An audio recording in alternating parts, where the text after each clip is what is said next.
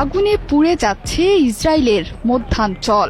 গাজায় যখন আগ্রাসনের সব সীমা ছাড়িয়ে যাচ্ছে ইসরায়েল, ঠিক তখনই মধ্যপ্রাচ্যের কসাই বেনিয়ামিন নেতানিয়াহুর দেশ থেকে ভেসে এলো আর্তনাদ। ভয়াবহ দাবানল ছড়িয়ে পড়েছে দেশটিতে।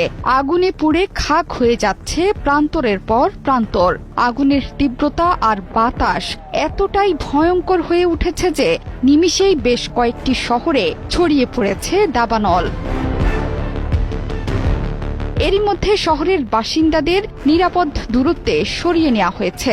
আগুনের তীব্রতায় সড়কে বন্ধ আছে যান চলাচল। রেল লাইনের কাছে আগুন ছড়িয়ে পড়ায় বন্ধ আছে ট্রেন চলাচলও।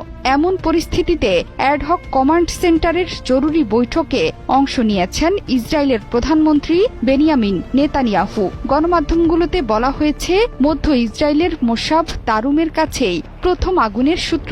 জায়গায় ছড়িয়ে পড়েছে সেই আগুন। বেইত শেমেশ শহরের বেশ কয়েকটি স্থানেও দাবানল ছড়িয়ে পড়েছে।